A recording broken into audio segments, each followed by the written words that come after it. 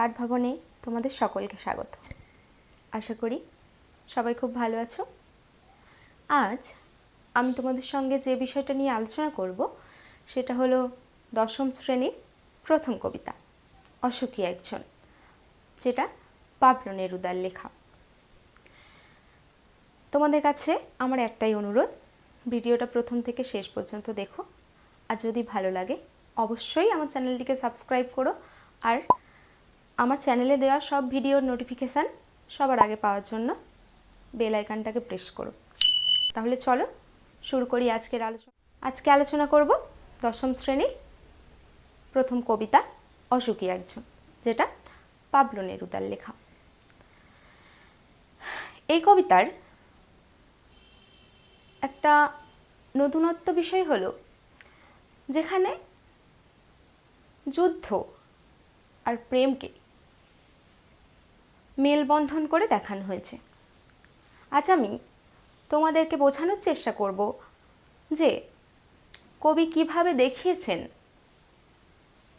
যে যুদ্ধ সব কিছুকে ধ্বংস করলেও মানুষের মধ্যে থাকা প্রেমকে বা ভালোবাসাকে কখনোই নষ্ট করতে পারে না। সেটা আমরা কবিতা পড়তে পড়তে আলোচনা করব বা কবিতা পড়তে পড়তে জানব। এই অসুখী একজন কবিতাটি কার লেখা? পাবলো নেরুদার লেখা। পাবলো নেরুদা যিনি একজন চিলিয়ান কবি, মানে চিলির কবি। তাহলে তার কবিতাটি নিশ্চয়ই বাংলাতে লেখা নয়, কবিতাটি স্প্যানিশ ভাষায় লেখা। আর কবিতাটিকে বাংলায় তর্জমা করেছেন কে? নবারুণ ভট্টাচার্য। কবিতাটিকে বাংলায় তর্জমা করেছেন নবারুণ ভট্টাচার্য। এই নবারুণ ভট্টাচার্যের বিদেশি ফুলে রক্তের ছিটে গ্রন্থ থেকে আমাদের এই অসুখী একজন কবিতাটি নেওয়া হয়েছে। তাহলে নিশ্চয়ই বোঝা গেল যে এই অসুখী একজন কবিতাটি কার লেখা? পাবলো নেরুদার লেখা, যেটি স্প্যানিশ ভাষায় লেখা। আর এই কবিতাটিকে বাংলায় তর্জমা করেছেন কে? নবারুণ ভট্টাচার্য। তার বিদেশি ফুলে রক্তের ছিটে গ্রন্থ থেকে আমাদের এই কবিতাটা নেওয়া হয়েছে। কবিতার প্রথমেই আমরা নামকরণ থেকেই বুঝতে পারি যে অসুখী একজন, অসুখী কি নয় সুখী, মানে যে সুখী নয়।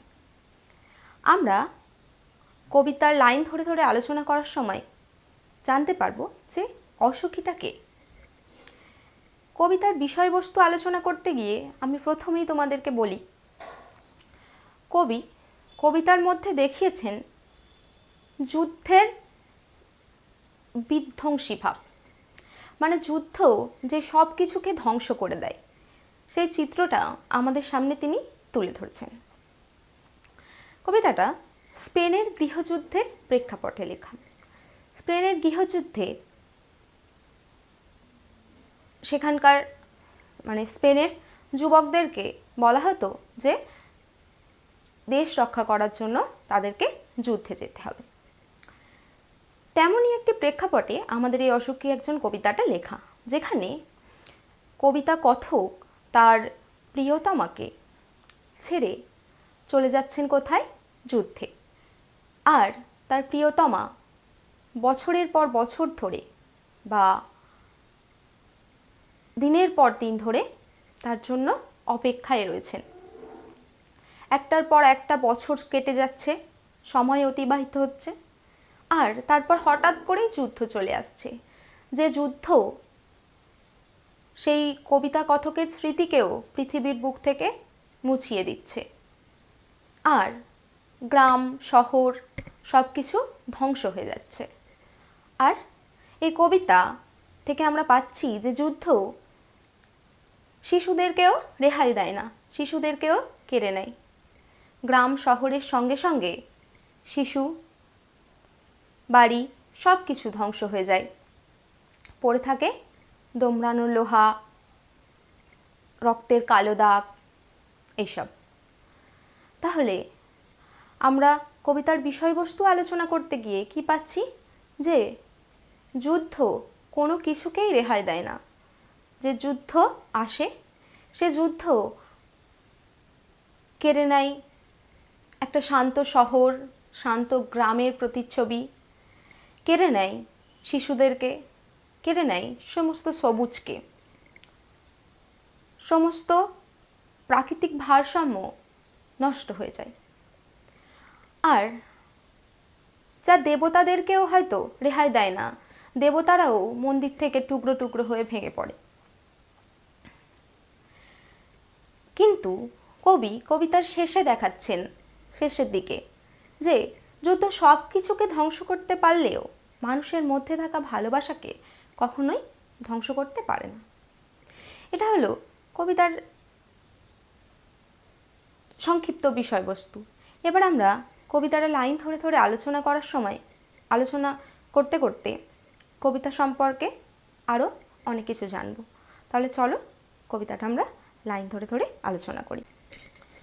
অসুখী একজন, পাবলো নেরুদা। আমি তাকে ছেড়ে দিলাম, অপেক্ষায় দাঁড় করিয়ে রেখে দরজায়। আমি চলে গেলাম দূর দূরে। আমি তাকে ছেড়ে দিলাম, অপেক্ষায় দাঁড় করিয়ে রেখে দরজায়। আমি চলে গেলাম দূরে। এই যে দূরের পরে ডট দিয়ে দূরে, কেন এই ডট? এই ডট দিয়ে কবি বোঝাতে চাইছেন যে কবিতা কথক কত দূরে চলে গেছেন। কবিতার কথক তার প্রিয়তমাকে বা তার ভালোবাসার মানুষটিকে অপেক্ষায় দাঁড় করিয়ে রেখে চলে গেছেন অনেক দূরে। কোথায় গেছেন? যুদ্ধে। তাহলে কবিতা কথক তার প্রিয়তমাকে বা তার ভালোবাসার মানুষটিকে দরজায় দাঁড় করিয়ে রেখে চলে গেছেন অনেক দূরে। সে জানতো না আমি আর কখনো ফিরে আসবো না। সে জানতো না। সে কে? কবিতা কথক যাকে অপেক্ষায় দাঁড় করিয়ে রেখে গেছেন, অর্থাৎ তার প্রিয়জনকে, তার যে প্রিয়জনকে বা যে প্রিয়তমাকে বা যে ভালোবাসার মানুষটিকে, যাকে খুশি বলতে পারো, যে কবিতা কথক তার যে প্রিয়জনকে অপেক্ষায় রেখে যুদ্ধে চলে গেছেন, সে জানতো না কবিতার কথক আর কখনোই ফিরে আসবে না। অর্থাৎ যিনি যুদ্ধে যাচ্ছেন তার প্রিয়জন জানে না যে যিনি যুদ্ধে যাচ্ছেন তিনি আর কখনোই ফিরে আসবেন না। একটা কুকুর চলে গেল, হেঁটে গেল গির্জার এক নান, একটা সপ্তাহ আর একটা বছর কেটে গেল। পরের স্তবকে কবি দেখাচ্ছেন যে কিভাবে সময় অতিবাহিত হয়। একটা কুকুর চলে গেল, হেঁটে গেল গির্জার এক নান। গির্জার নান মানে কি? গির্জার নান হচ্ছে, নান কথাটার অর্থ হলো খ্রিস্টান সন্ন্যাসী। নান কথার অর্থ খ্রিস্টান সন্ন্যাসী। একটা কুকুর চলে গেল, হেঁটে গেল গির্জার এক নান, একটা সপ্তাহ আর একটা বছর কেটে গেল। মানে আস্তে আস্তে সময় অতিবাহিত হচ্ছে। কথক চলে গেলেন যুদ্ধে, তারপরে একটু একটু করে কি সময় অতিবাহিত হয়ে যাচ্ছে। বৃষ্টিতে ধুয়ে দিল আমার পায়ের দাগ, ঘাস জন্মালো রাস্তায়। অর্থাৎ যিনি যুদ্ধে চলে গেলেন তার স্মৃতিটুকু যেন এই পৃথিবীর বুক থেকে, বা তার চিহ্নটুকুও যেন এই পৃথিবীর বুক থেকে মুছে গেল। বৃষ্টিতে ধুয়ে দিল আমার পায়ের দাগ, ঘাস জন্মালো রাস্তায়। যে যুদ্ধে চলে যায় তার ফিরে আসাটা এতটাই অনিশ্চিত যে প্রকৃতিও যেন তার থেকে সেই যুদ্ধে যাওয়া মানুষটির চিহ্নকে মুছে ফেলে। তাহলে আমরা এই যে কটা স্তবক পড়লাম সেখান থেকে আমরা কি জানছি? যে একজন যে যুদ্ধে চলে যাচ্ছেন, তার প্রিয়জনকে অপেক্ষায় দাঁড় করিয়ে রেখে যুদ্ধে চলে যাচ্ছেন, আর তারপরে একটু একটু করে সময় বয়ে যাচ্ছে, আর প্রকৃতির বুক থেকেও যেন সেই যুদ্ধগামী ব্যক্তির চিহ্নটা বা স্মৃতিটুকু লুপ্ত হয়ে যাচ্ছে। আর একটার পর একটা পাথরের মতো পরপর পাথরের মতো বছরগুলো নেমে এলো তার মাথার উপর। কার মাথার উপর? কবিতা কথকের কবিতা কথকের যে প্রিয়জনকে তিনি দরজায় দাঁড় করিয়ে রেখে যুদ্ধে চলে গেছিলেন, সেই প্রিয়জন বা তার সেই প্রিয়তমা, তার মাথার উপর বছরগুলো নেমে আসছে কিসের মতো? পাথরের মতো। তোমাদের মনে হতে পারে যে পাথরের মতো কেন?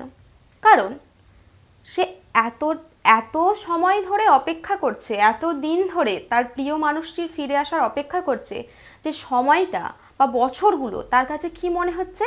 পাথরের মতো বোঝা মনে হচ্ছে।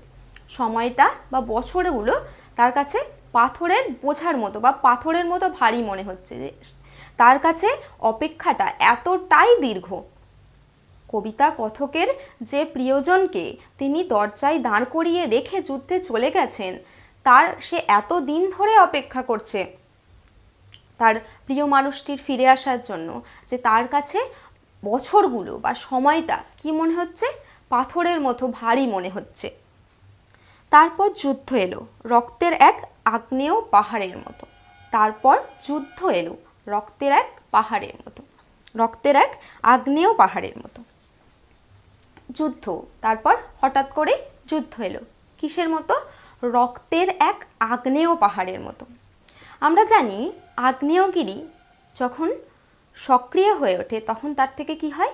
অগ্নুৎপাত হয়। আর অগ্নুৎপাত যখন হয় তখন সেই আগ্নেয়গিরির চারপাশ কি হয়? ধ্বংস হয়ে যায়, সমস্ত কিছু নষ্ট হয়ে যায়। তেমনি যখন হঠাৎ করে যুদ্ধ আসে তখন সেই যুদ্ধ সমস্ত কিছুকে ধ্বংস করে দেয়। তাই এখানে যুদ্ধটাকে আগ্নেয়গিরির সঙ্গে তুলনা করা হয়েছে, যে আগ্নেয়গিরি থেকে অগ্নুৎপাত হলে বা আগ্নেয়গিরি থেকে অগ্নুৎপাত হলে বা লাভা উদ্গীরণ হলে যেমন সমস্ত কিছু নষ্ট হয়ে যায়, ধ্বংস হয়ে যায়, তেমনি হঠাৎ করে যুদ্ধ আসার পরেও সমস্ত কিছু নষ্ট হয়ে যায়। তাই এখানে যুদ্ধটাকে রক্তের এক আগ্নেয় পাহাড়ের সঙ্গে তুলনা করা হয়েছে। শিশু আর বাড়িরা খুন হলো। শিশু আর বাড়িরা খুন হলো। কেন শিশুদের কথা বলেছেন? কবি বোঝাতে চাইছেন যে যুদ্ধ এতটাই ভয়ানক যা শিশুদেরকেও রেহাই দেয় না।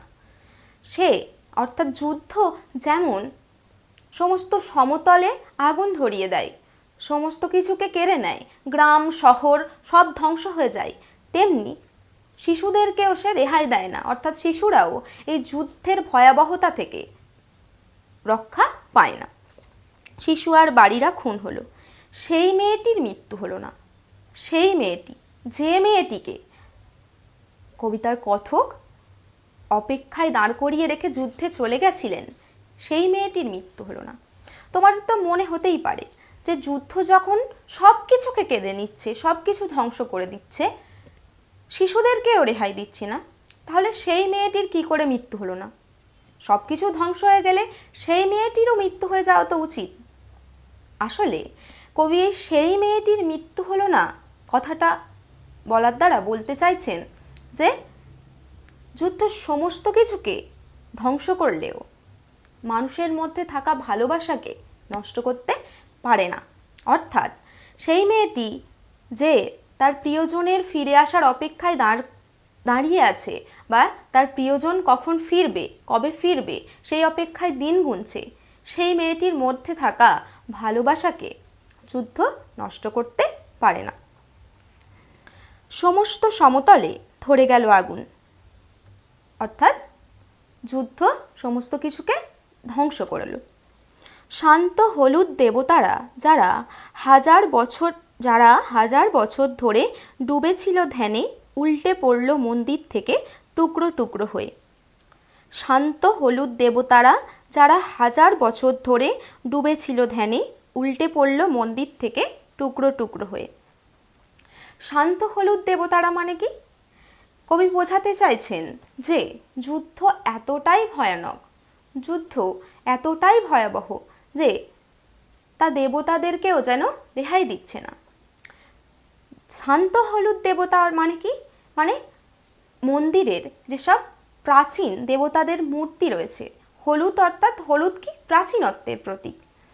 শান্ত হলুদ দেবতারা অর্থাৎ মন্দিরের মধ্যে যেসব দেবমূর্তিরা বছরের পর বছর ধরে রয়েছে, সেই দেবমূর্তিগুলো এই যুদ্ধের ফলে কি হয়?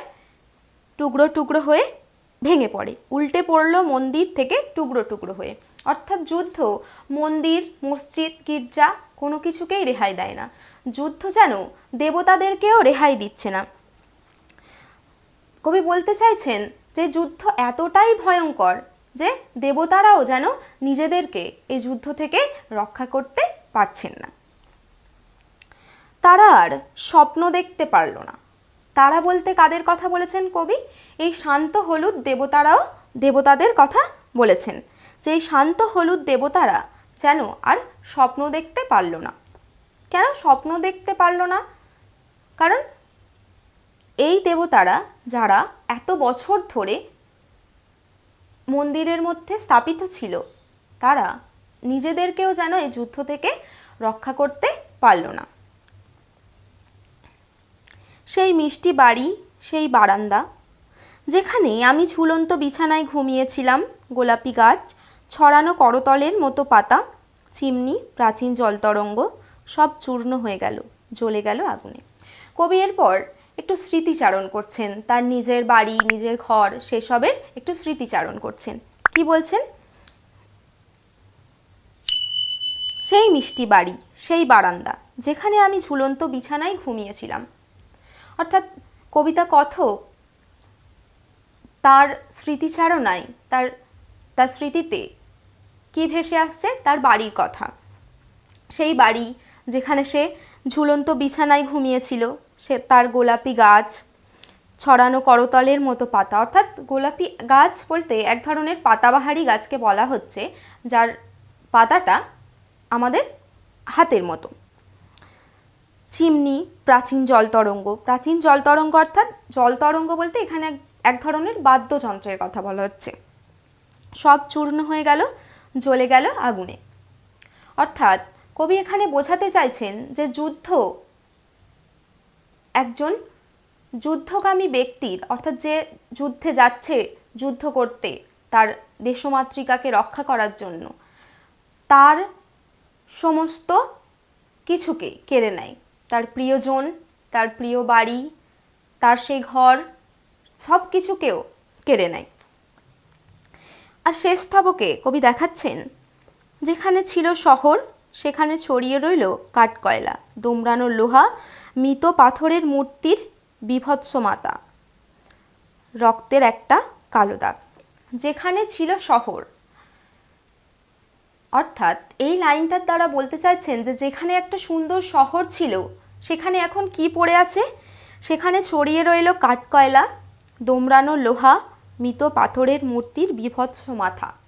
অর্থাৎ মৃত মানুষের মাথাগুলো কিসের মতো মনে হচ্ছে কবির? যেন পাথরের মতো মনে হচ্ছে। যে যেখানে শহর ছিল সেখানে এখন কি পড়ে আছে? কাঠকয়লা, মানুষের কাটা মুন্ড, আর রক্তের একটা কালো দাগ। কেন কালো দাগের কথা বললেন কবি? কারণ যুদ্ধে মানুষের এতটাই রক্তক্ষরণ হয়েছে, সেই রক্তের দাগটা যেন কালো হয়ে গেছে। অর্থাৎ এত রক্তক্ষরণ, সেই রক্তক্ষরণের চিহ্নটা যেন গাঢ় হয়ে রয়ে গেছে সেই শহরের বুকে। অর্থাৎ একটা যুদ্ধ একটা সুন্দর শহরকে বা একটা সুন্দর গ্রামকে ধূলিসাৎ করে দিচ্ছেন, সেই চিত্রই কবি আমাদের কাছে তুলে ধরছেন কবিতার মাধ্যমে। আর সেই মেয়েটি আমার অপেক্ষায়। দেখো, আগের স্তবগুলোতে বা আগের স্ট্যাঞ্জাগুলোতে কবি প্রথমে দেখালেন যে একজন ব্যক্তি যিনি তার প্রিয়জনকে বা প্রিয়তমাকে অপেক্ষায় দাঁড় করিয়ে রেখে তাকে না জানিয়ে যুদ্ধে চলে যাচ্ছেন। তারপর একটু একটু করে সময় বয়ে যাচ্ছে, আর সেই যুদ্ধকামী ব্যক্তির চিহ্নটা যেন প্রকৃতির বুক থেকেও হারিয়ে যাচ্ছে। তারপর একটা সপ্তাহ, একটা মাস, একটা বছর, এমন করে সময় অতিবাহিত হয়ে যাচ্ছে। তারপর হঠাৎ করে যুদ্ধ আসছে। সেই যুদ্ধ সমস্ত কিছুকে ধ্বংস করে দিচ্ছে। সেই যুদ্ধকামী ব্যক্তির সুন্দর বাড়ি, তার প্রিয়জনদের, সুন্দর শহর, সুন্দর গ্রাম, সব কিছুকে ধ্বংস করে দিচ্ছে। এমনকি শিশুদেরকেও রেহাই দিচ্ছে না, দেবতাদেরকেও রেহাই দিচ্ছে না। সব কিছু যুদ্ধের বীভৎসতায় ধ্বংস হয়ে যাচ্ছে। যুদ্ধ এতটাই ভয়াবহভাবে আসছে, রক্তের আগ্নেয় পাহাড়ের মতো হয়ে আসছে, সমস্ত কিছুকে ধ্বংস করে দিচ্ছে। কিন্তু শেষ স্তবকে, শেষ লাইনে কবি দেখাচ্ছেন সেই মেয়েটি, আর সেই মেয়েটি আমার অপেক্ষায়। যে সব কিছু ধ্বংস হয়ে যাওয়ার পরেও সেই মেয়েটি এখনও সেই যুদ্ধকামী ব্যক্তির বা কবিতা কথকের অপেক্ষায় দাঁড়িয়ে আছে। যেই মেয়েটিকে কবিতা কথক অপেক্ষায় দাঁড় করিয়ে রেখে না জানিয়ে যুদ্ধে চলে গেছিলেন। অর্থাৎ এই লাইনটির দ্বারা কবি আরও স্পষ্ট করে বলতে চাইছেন যে যুদ্ধ সব কিছুকে ধ্বংস করলেও, সমস্ত কিছুকে ধ্বংস করে দিলেও, সমস্ত কিছুকে নষ্ট করে দিলেও মানুষের মধ্যে থাকা ভালোবাসাকে বা মানুষের মধ্যে থাকা প্রেমকে কখনো নষ্ট করতে পারে না বা স্পর্শ করতে পারে না। প্রেম বা ভালোবাসা মানুষের মধ্যে চিরকালীনভাবে বেঁচে থাকে। যুদ্ধ সব কিছুকে কেড়ে নেয়, কিন্তু মানুষের মধ্যে থাকা বা একজন ব্যক্তির মধ্যে থাকা ভালোবাসাকে বা প্রেমকে কখনোই নষ্ট করতে পারে না। আশা করি আমি তোমাদেরকে বোঝাতে পেরেছি যে এই কবিতার বিষয়বস্তু এবং লাইন ধরে ধরে সেই বিষয়বস্তু সম্পর্কে তোমাদের বোঝানোর চেষ্টা করেছি। তোমরা সবাই ভালো থেকো, আর ভিডিওটা তোমাদের কেমন লাগলো আমাকে অবশ্যই জানিও। যদি ভিডিওটা ভালো লাগে তাহলে আমার চ্যানেলটিকে অবশ্যই সাবস্ক্রাইব করো এবং ভিডিওটা তোমার বন্ধুদের মধ্যে শেয়ার করো আর কমেন্ট করো। নমস্কার।